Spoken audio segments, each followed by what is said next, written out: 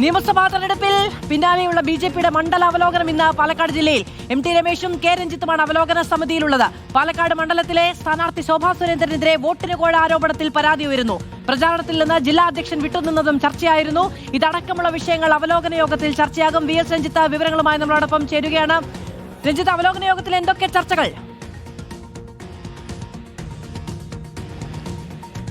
മാധു, 14 ജില്ലകളിലും 14 സമിതികൾ രൂപീകരിച്ചാണ് ബിജെപിയുടെ മണ്ഡല അവലോകനം നടക്കുന്നത്. അതിൽ പാലക്കാട് ജില്ലയാണ് ഏറ്റവും ശ്രദ്ധേയമായ ജില്ല. കാരണം അവിടെ ശോഭാ സുരേന്ദ്രൻ ജയത്തിനൊപ്പം പ്രചരണം നടത്തുകയും ജയിക്കുമെന്ന പ്രതീക്ഷ പാർട്ടിക്ക് ഉണ്ടാവുകയും ചെയ്തിരുന്നു. പക്ഷേ ഏറ്റവും അവസാനം ഈ നോട്ടിന് കോഴ വിവാദം ഉൾപ്പെടെ വലിയ തോതിൽ പാലക്കാട് ചർച്ചയായിരുന്നു. മാത്രവുമല്ല, ശോഭാ സുരേന്ദ്രന്റെ പ്രചരണ പരിപാടിയിൽ നിന്ന് ഒരു വിഭാഗം വിട്ടുനിന്നെന്ന് പരാതി ഉണ്ടായിരുന്നു. അപ്പോൾ ഇത്തരം വിവാദങ്ങളുണ്ടായ മണ്ഡലം എന്ന രീതിയിൽ പാലക്കാട് ജില്ലയിലെ അവലോകന യോഗം വളരെ പ്രധാനപ്പെട്ടതാണ്. ഇന്ന് എം ടി രമേശും പാർട്ടിയുടെ സംസ്ഥാന സെക്രട്ടറി ആയിട്ടുള്ള കെ രഞ്ജിത്തുമാണ് അവിടെ അവലോകനത്തിനെത്തുന്നത്. ഇതുപോലെ പാർട്ടിയുടെ എല്ലാ ജില്ലകളിലും, ഇപ്പോൾ തിരുവനന്തപുരത്തും കോട്ടയത്തും ആലപ്പുഴയിലും ഒക്കെ അവലോകനം പൂർത്തിയായിട്ടുണ്ട്.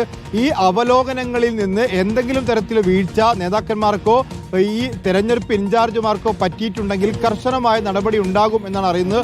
അതുകൊണ്ട് തന്നെ പാലക്കാട് ജില്ലയിലെ ഈ വോട്ടിന് കോഴ വിവാദം, പ്രശാന്ത് ശിവൻ തുടക്കത്തിൽ വിട്ടുനിന്ന വിവാദം, അതോടൊപ്പം മറ്റാരെങ്കിലും പാലക്കാട് ജില്ലയിൽ നിന്ന് വിട്ടുനിന്നിട്ടുണ്ടോ, ശോഭാ സുരേന്ദ്രന്റെ ഭാഗത്ത് എന്തെങ്കിലും വീഴ്ച പറ്റിയിട്ടുണ്ടോ തുടങ്ങിയ എല്ലാ കാര്യങ്ങളും ഇന്ന് ചർച്ചയാവും.